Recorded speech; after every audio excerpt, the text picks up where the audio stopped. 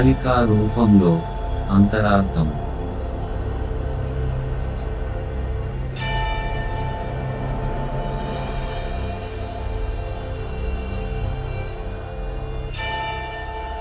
అమ్మవారి అవతారాలలో కాళిక అవతారం చాలా ప్రత్యేకమైనది. జగత్తులోని బ్రహ్మాండ శక్తికి ప్రతీక కాళికా రూపం. వెల్లకిలా పడుకున్న శివునిపై నిలబడినట్లు ఆమెను చిత్రీకరిస్తారు. ఏ మార్పు చెందని బ్రహ్మానికి ప్రతీక శివుడు. ఆయన శాంతంగా ఆత్మలీనుడై ఉంటాడు. తన వక్షస్థలంపై జరుగుతున్న విలయతాండవం ఆయన ఎరుగడు. దేశకాల పరిధిలోనున్న విశ్వంలో చోటు చేసుకుంటున్న పరిణామం యావత్తుకు శివుడే ఆధారం అని తెలియజేస్తుంది. శివశక్తులు కలిసి ఉన్న ఈ ప్రతిమ.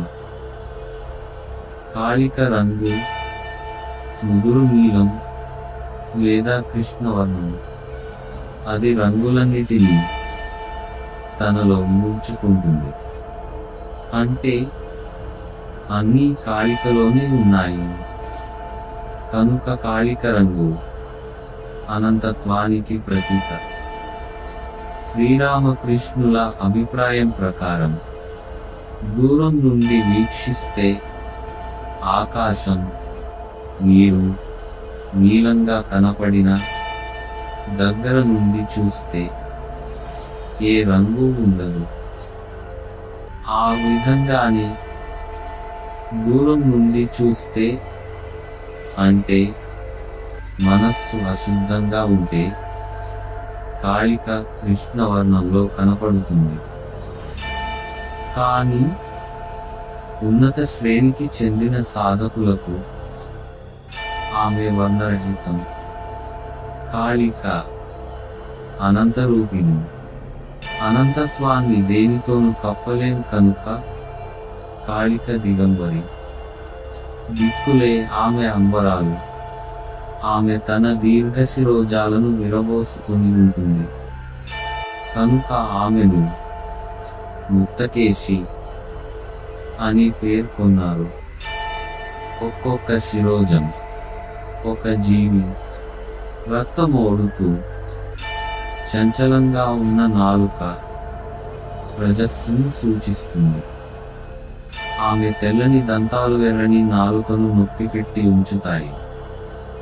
అంటే మనశ్చాంచల్యాన్ని సత్వగుణ సహాయంతో అదుపులో పెట్టాలి. కాళిక వామహస్తంలో ఉన్న ఖడ్గం తెగిన మానవ శిరస్సు.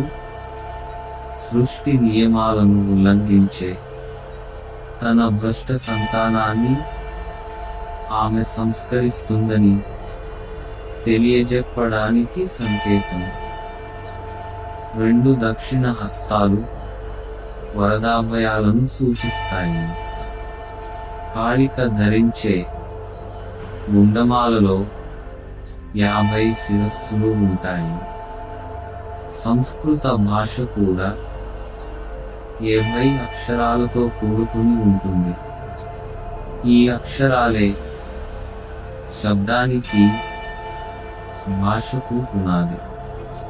మన శ్రమను ఆమెకు అర్పిస్తే ఆమె సంతసిస్తుందని మానవ హస్తాల మీకల సూచిస్తుంది. కాళి త్రినయన. ఆమె 3 కన్నులు త్రికాలజ్ఞతకు ప్రతీకలు. వదనారవిందంపై చిరునవ్వు. మెడలో ముండమాల. నడుము చుట్టూ తెగిన చేతులతో రచింపబడిన మీకల. నోటి వెలుపలకు వచ్చి ఆడుతున్న నెత్తురు ఓడుతున్న నాలుక. క్రింది వామహస్తంలో నరకబడిన శిరస్సు. పై చేతిలో ఖడ్గం. కుడివైపు వరదాభయ హస్తాలు. ఈ విధంగా ఒక ప్రక్క భీషణం, మరొక ప్రక్క కారుణ్యం ప్రదర్శిస్తుంది.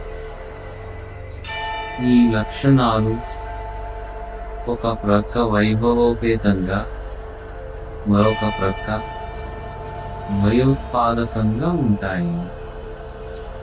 వీటిని పరస్పర విరుద్ధాలుగా భావించకూడదు. జగన్మాతకు తన సంతానం పట్ల గల గాఢానురాగ ప్రేమలను ఇవి సూచిస్తాయి. ఆమె విద్య, అవిద్యల ద్వారా ఈ జగత్తులో వ్యవహరిస్తుంది. విద్యావిద్య, జీవన్మరణాలు, సుందర వికృతాలు, శుభాశుభాలు మొదలైనవి మన జీవితాలను తిరిగితిరి చేసే ద్వంద్వాలు.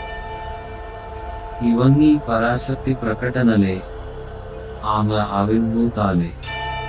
ఈ జగత్తులో ఏది ఆమె కన్నా భిన్నం కాదు. సమస్తానికి ఆదిమూలం ఆమె. ఇది కాళికా రూపం విశిష్టత. కాళి గాయత్రి మంత్రం.